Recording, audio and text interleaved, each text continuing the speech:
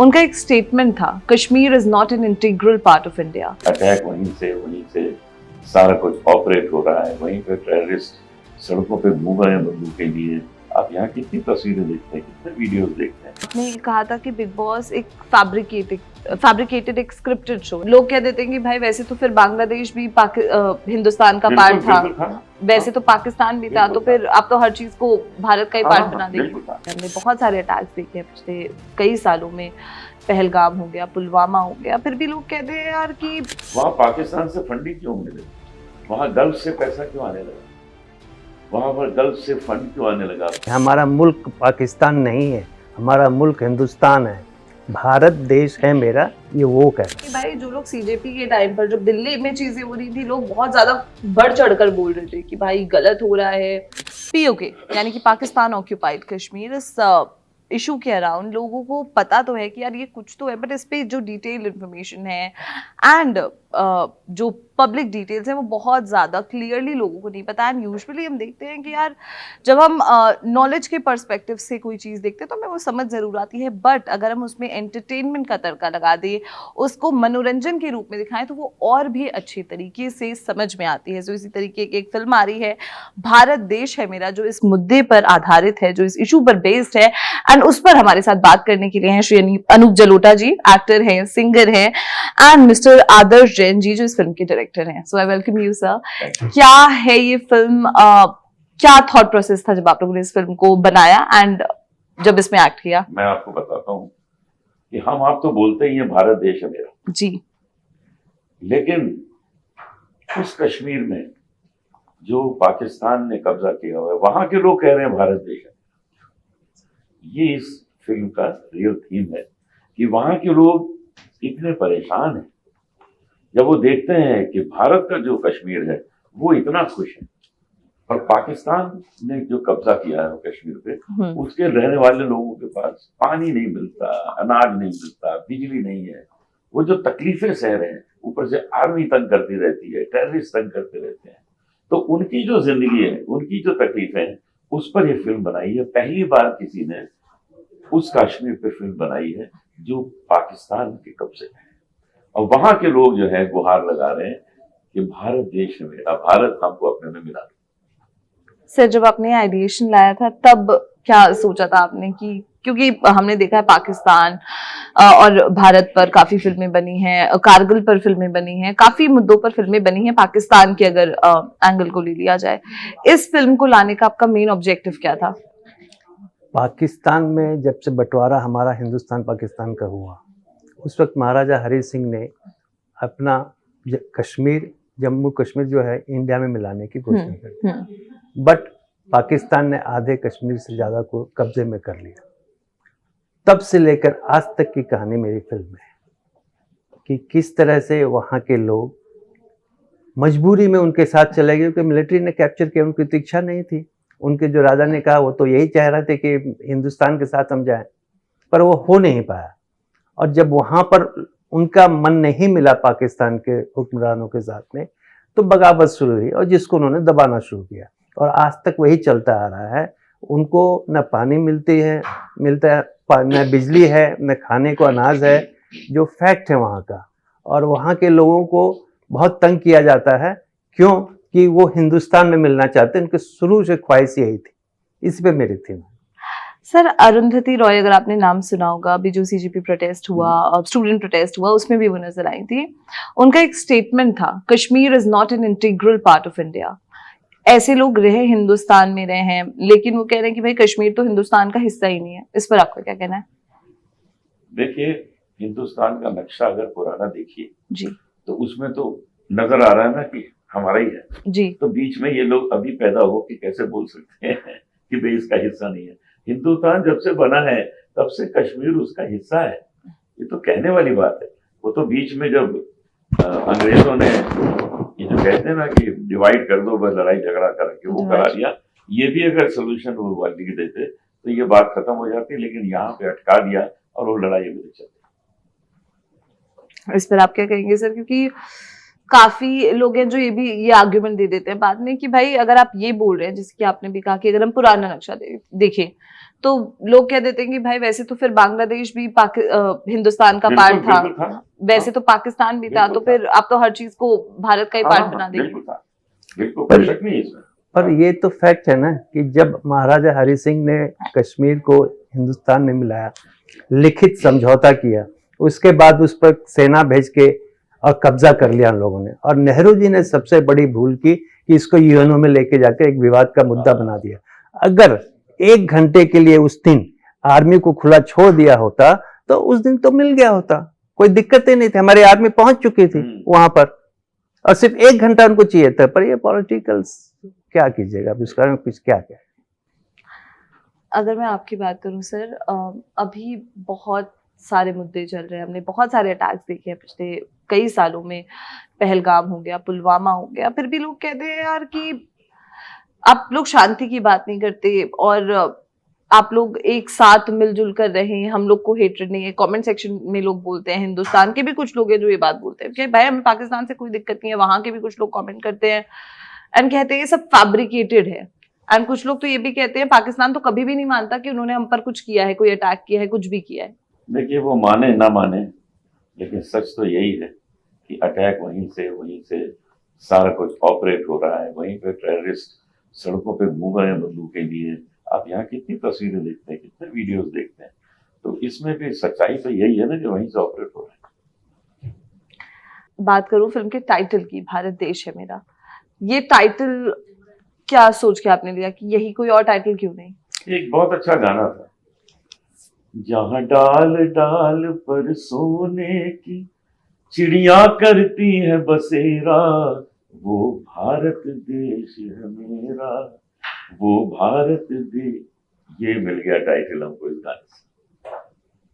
और ये जो कह रहे हैं कि भारत देश मेरा, हम आप तो कहते ही हैं कि भारत देश हमारा क्योंकि है, पर ये हमारी फिल्म में पाकिस्तान ऑक्युपाइड कश्मीर के लोग कह रहे हैं कि हमारा मुल्क पाकिस्तान नहीं है, हमारा मुल्क हिंदुस्तान है, भारत देश है मेरा, ये वो कह रहे हैं। अगर मैं बात करूं कश्मीर की, कभी गए हैं आप लोग कश्मीर? बिल्कुल। वहां के लोग क्या सोचते हैं, क्योंकि मैं कभी नहीं गई हूँ पर्सनली, वहां के लोग क्या सोचते हैं, वहां के लोगों का क्या कहना है? और आर्टिकल 370 हटने से पहले और उसके हटने के बाद अगर आप दोनों टाइम पे गए हो तो क्या डिफरेंसेस देखने को मिले? उनको इस वक्त जिस तरह के सुख मिलना शुरू हो गए हैं, बीच में अब देखिए टेररिस्ट एक्टिविटीज वो कम हो गई है जी, पत्थर फेंकना कम हो गया है, कभी कभी नहीं के बराबर ही है पत्थर फेंकना। तो जब ये शांति वो देखते हैं तो वो यही कहते हैं कि भारत ही है जो हमें सुख दे सकता है और हमें भारत के साथ ही रहना है। यही अधिकांश लोगों की यही इच्छा है। अभी आपने देखा होगा कि क्योंकि हमारा एक सेगमेंट है जिसमें हम करंट टॉपिक्स पर भी सवाल पूछते हैं। सीजेपी, अगर आपने नाम सुना, स्टूडेंट प्रोटेस्ट काफी कुछ हुआ, अब झारखंड में भी हो रहा है, लेकिन वहीं पर सोशल मीडिया पर ये डिबेट चल रही है कि भाई जो लोग सीजेपी के टाइम पर जब दिल्ली में चीजें हो रही थी, लोग बहुत ज्यादा बढ़ चढ़कर बोल रहे थे कि भाई गलत हो रहा है, बच्चों के हक के लिए आवाज उठा रहे थे, कह रहे थे कि डेमोक्रेसी खतरे में, लेकिन झारखंड में वही लोग चुप बैठे। इस पर क्या बोलेंगे आप? देखिए, यहाँ पर जो दिल्ली में हुआ जंतर मंतर में, उसमें जेनजी ने एक बहुत अच्छा काम किया कि उन्होंने अपनी आवाज को सही जगह जाके उठाने की कोशिश की, जंतर मंतर में जाके। ये नहीं कि कहीं सड़कों पे किया, वही जगह है जहाँ पे जाकर ये आवाज उठाई जाती है। लेकिन वहां ये रॉन्ग एलिमेंट्स क्यों मिल गए उनको? वहां पाकिस्तान से फंडिंग क्यों होने लगी? वहां गल्फ से पैसा क्यों आने लगा? वहां पर गल्फ से फंड क्यों आने लगा? खाना पीना क्यों आने लगा? वहां पर अपोजिशन पार्टी उनके साथ क्यों मिल गई? यही चीजें गलत थी। अगर जेनजी में, आज जनरेशन में पेशेंस ज्यादा हो जाए तो ये प्रॉब्लम्स ना हो। धैर्यता की कमी है, पेशेंस रखिए। आज आपने मांग मांगी है, उसको सरकार आज या कल में पूरा तो करेगी ही जी, क्योंकि सरकार का काम ही है ये। लेकिन उस बीच में आप रॉन्ग एलिमेंट से हाथ मिला लेंगे, उस बीच में आप पाकिस्तान से फंडिंग मंगवा लेंगे, तो ये सब तो मंजूर नहीं होगा ना, इसको तो एक्सेप्ट नहीं किया जाएगा। लेकिन पाकिस्तान फंडिंग का कोई प्रूफ तो अभी तक नहीं दिया गया। गल्फ से आ रहा है ना पैसा, गल्फ से आएगा, कुवैत से कहीं- आ रहा है, उधर से आ रहा है, ये वो क्या? कहीं पे पढ़ा आपने ये मैंने चीज? पढ़ा है, बल्कि इसके लिए खोजबीन शुरू हो गई है और ये बहुत जल्दी साफ हो जाएगा कि वो लोग तो दंगा कराना चाहते हैं ना यहाँ। उनकी क्या इच्छा है कि यहाँ अगर प्रॉब्लम उठे तो उसको आग लगाओ, कोशिश करते हैं। ये चीजें न होती तो सिर्फ वहां पर स्टूडेंट्स होते और वो बैठ के अपनी जो बात है उसकी गुहार लगाते, तो चीजें बहुत शांति से अच्छी तरह हो सकती। अनूप जी, एक और सवाल मैं आपसे लेना चाहूंगी कि देखिए, हम लोगों ने आपको एक बहुत ही, मुझे याद है कि 2023 या 24 में मेरे कॉलेज के इवेंट में भी आप थे, एमिटी के इवेंट में जी। तो हमने आपको जब से देखा है ना, तो हमने आपको एक बहुत ही वेटरन सिंगर और खास तौर पर भक्ति के गानों में ज्यादा देखा है, भजन के लिए पद्मश्री भी आपको मिला है अगर मैं सही हूँ। तो ये मतलब एक्टिंग कहाँ से आपने सोचा कि नहीं, अब मुझे एक्टिंग में भी कुछ करना है? इसके पहले भी मैं बहुत फिल्मों में काम कर चुका हूँ। अगर आपने पाताल लोक देखा हो, उसमें भी मैं था, और सत्य साईं बाबा फिल्म में मैंने सत्य साईं बाबा का रोल किया, और भी कई फिल्मों में किया। इस फिल्म में मैं गाना गाने गया था, एक्टिंग सोच के नहीं गया था। तो गाना इन्होंने कहा हमारी फिल्म में गाना गा दीजिए, तो हम गए, गाना रिकॉर्ड किया, इनको बहुत अच्छा लगा, और इन्होंने कहा कि क्यों ना इसको हम पिक्चराइज कर लें आपके ऊपर। मैंने कहा वो भी कर लीजिए। तो दाढ़ी वाड़ी लगा के इन्होंने पिक्चराइज किया। वो जो पिक्चर थी, फोटो थी, वो वायरल हो गई कि अनूप जलोटा मुस्लिम हो गए, मौलवी बन गए हैं। ये करके वो इतनी वायरल हुई कि इन्होंने कहा अगर फोटो इतनी वायरल हो सकती है तो क्यों ना हमें कोई हीरो ही ले लें फिल्म में। तो ये पूरी फिल्म मेरे ऊपर बेस करके बनाई है। तब मैंने इनसे कहा स्क्रिप्ट सुनाई, अब स्टोरी सुनाई तो मैं करूँ। तो इन्होंने स्टोरी सुनाई, कुछ चीजें मुझे अच्छी लगी, कुछ मैंने सुझाव दिया कि इसको ऐसा कर लीजिए। वो सब करके बहुत अच्छी फिल्म बन गई है, कमाल की फिल्म बन गई है, क्योंकि आज तक किसी ने पीओके के ऊपर फिल्म नहीं बनाई है। तो आपको लगता है, क्योंकि देखिए जब हम खास तौर पर जैसे एक फिल्म अभी और आ रही है रामायण रणबीर कपूर की, उसकी अगर हम बात करें या फिर इस मुद्दे पे अगर बात भी करें हम, तो हम देखते हैं ऐसे मुद्दों पर जब कोई फिल्म बनती है या कोई चीज लाई जाती है, तो उस पर बैलेंस बनाना बहुत ज्यादा जरूरी होता है कि आप फैक्ट्स को, हिस्ट्री को अच्छी तरीके से प्रिजर्व करें, एंड उसके साथ ही साथ आप ऑडियंस को एंटरटेनमेंट भी दे फैक्ट्स के साथ। तो वो क्या एक चैलेंज था आप लोगों के लिए? बिल्कुल, ये बहुत बड़ा चैलेंज था, और हमने स्क्रिप्ट को इस हिसाब से बनाया कि सब कुछ उसमें रहे और फैक्ट कहीं इधर से उधर नहीं हो, जो सच्चाई है वो सबके सामने है। किन किन, अगर मैं पूछ सकूं, कुछ रेफरेंसेस जो आपने लिए हों इस फिल्म को बनाने के लिए? देखिए, मैं वहाँ कश्मीर में कम से कम 2 महीने रहा जी, और वहाँ के बुजुर्ग लोगों से मिला, जिनसे मैंने ये जानकारी हासिल की पूरी फिल्म की कि वहाँ के कैसे कल्चर क्या है, कैसे वहाँ के लोग थे। तो मुझे एक आदमी मिला, उसने बताया कि यहाँ पंडित लोगों का नाम मुस्लिम लोगों के साथ जुड़ा है, मोहम्मद शफी पंडित, ये मेरा नाम है। ये उस फिल्म में इनका, मैंने टाइटल इनका वो जो नाम यही रखा। तो मैं सोच में पड़ गया कि एक मुस्लिम जो 500 साल पहले कन्वर्ट हो गया था, अभी तक वो पंडित क्यों लगा के रखा है। इसके ऊपर रिसर्च की तो मैंने कहा ऐसे बहुत से लोग हैं वहाँ पर जो अपनी कश्मीरियत को नहीं छोड़ना चाहते। वो चाहते हैं कि हमारे पुरखों की जो हमारी जान पहचान थी वो कायम रहे, जब तक हमारे औलाद भी चलती रहे। तो ये मुझे इंटरेस्टिंग लगा, और इसी के साथ साथ जो मैंने कहानियाँ सुनी, जो अत्याचार सुने उनके ऊपर में, जो तकलीफ़ें सुनी, और यहाँ और वहाँ के कश्मीर में डिफरेंस सुना, उसको लेकर मेरी जिज्ञासा बढ़ गई और मैंने फिर इसके स्क्रिप्ट पे काम करना शुरू किया, और तब मैंने ये फिल्म बनाई। अगर मैं बात करूँ भारत की, इंडिपेंडेंस डे भी आ ही रहा है, तो स्वतंत्रता दिवस पे ऐसी कौन सी चीज है कि आपको लगता है कि शायद हमें as a society, as a country, हमें शायद और ज्यादा सुधारनी चाहिए? हमें एक चीज बहुत जरूरी है सुधार लेना, जो मैं काफी पहले से कह रहा हूं, कि भारत को हिंदू राष्ट्र घोषित करना चाहिए। वो इसलिए करना चाहिए कि संसार में मुस्लिम देश हैं, क्रिश्चियन बहुत हैं, हिंदू नहीं, क्योंकि हिंदू सारे संसार में फैले हुए हैं, तो हिंदुओं का कोई देश ही नहीं है। इस पर लोग आर्ग्यूमेंट देते हैं, जैसे कि आपने कहा कि भारत को हिंदू राष्ट्र घोषित कर देना चाहिए, ठीक है, लेकिन बहुत लोग इस पर आर्ग्यूमेंट देते हैं कि भारत की जो खूबसूरती है वो यही है, जो यहाँ हर समुदाय के, हर धर्म के लोग रहते हैं। तो इस पर ये आर्ग्यूमेंट दे देते हैं लोग। नहीं, उसमें कोई चेंज नहीं करना चाहिए, सिर्फ घोषित कर देना चाहिए। देखिए, हिंदू राष्ट्र ये है ही, सिर्फ घोषित करना है, बाकी कोई चेंज नहीं करना है। जो चल रहा है सिस्टम, ये ऐसे ही चलता रहे। किसी के पावर्स में जी, किसी के प्रसार में, किसी के काम करने की स्टाइल में, किसी के वर्शिप करने के स्टाइल में कोई फर्क करने की जरूरत नहीं है। केवल घोषित करना है कि संसार में एक हिंदू देश भी है और वो भारत है, भारत। क्योंकि है ही नहीं कोई। मैं ये नहीं कहता कि कुछ कम कर देना, अरे वैसे ही गुरुद्वारे होंगे, वैसे ही चर्चेज होंगे, वैसे ही मस्जिद होंगी, उसी तरह पूजा पाठ की जाएगी, उसी तरह ईद में सब मिलेंगे खाएं पिएंगे, लेकिन देश जो है वो घोषित होना चाहिए हिंदू। आखिरी के कुछ सवाल लूंगी मैं आपसे अनूप जी। पहला सवाल आपके लिए, आपने गाने भी गाए हैं और गाते आ रहे हैं आप, उसके साथ ही साथ आपने रियलिटी शो भी किया, बिग बॉस में भी आप आए थे, एंड अब पहले भी आपने एक्टिंग की है, लेकिन अब आप एक फुल फ्लेजेड रोल में नजर आने वाले हैं। तो इतने डायनामिक प्रोफाइल्स मेंटेन करना कैसे पॉसिबल होता है? अपने आप हो जाता है, मैं तो करता हूँ।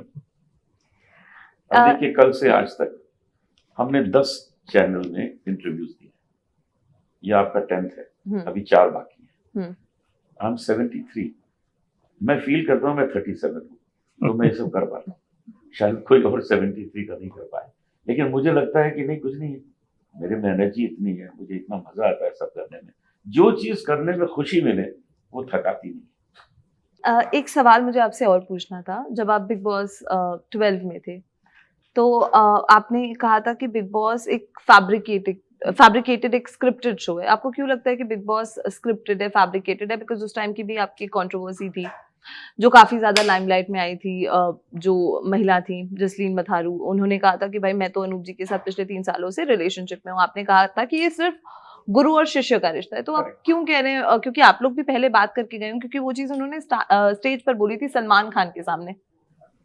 वो इसलिए बोली थी कि उसमें कोई कंट्रोवर्सी पैदा हो। मैंने तो ये बोला था ना, मेरी स्टूडेंट है। जब उससे पूछा था सलमान ने आपके साथ कौन आए, तो उन्होंने कहा मेरी स्टूडेंट आई, और उसको यही कहा था कि गुरु शिष्य की तरह जा रहे हैं।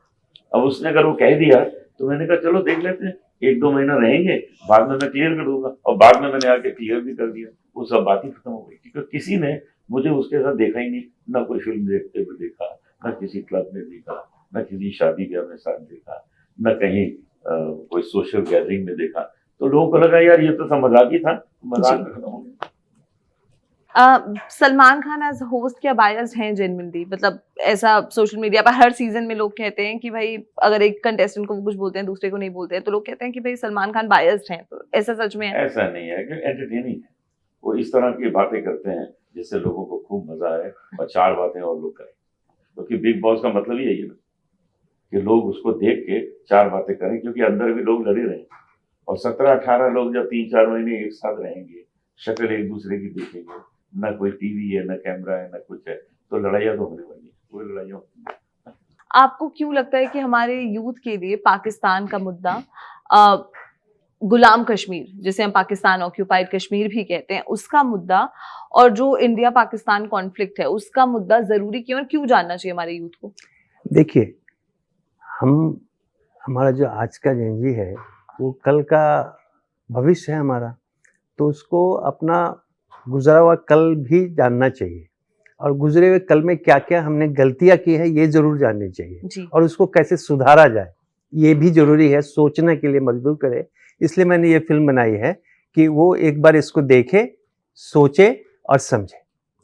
अनूप जी, आप मैं ऐसा समझता हूँ कि हम अगर सुखी हैं तो हमारे सामने कोई बैठा हुआ दुखी क्यों, हम उसको भी सुख देना चाहते हैं जी। हम चाहते हैं वो भी मुस्कुराए, वो भी खुश रहे। अगर हमारा पाकिस्तान हो जाए, हमारा वो कश्मीर हो जाए, आज हमारा कश्मीर एक है हमारा, लेकिन पाकिस्तान ने जो कश्मीर को रखा हुआ है वो दुखी क्यों है, वो रो क्यों रहे हैं? हम चाहते हैं कि वो भी हमारे ही विचारों से चले, उस पाकिस्तान को हमारे विचार समझ में आए, और वो अपने उस जो पीओ के है उसको तंग क्यों कर रहे हैं? उनको वो सारी सहूलियतें दो ना, उनको भी बिजली दो, पानी दो, खाना दो, वो ठाट से रहें जैसे हमारे यहाँ के कश्मीर के लोग ठाट से रहते हैं।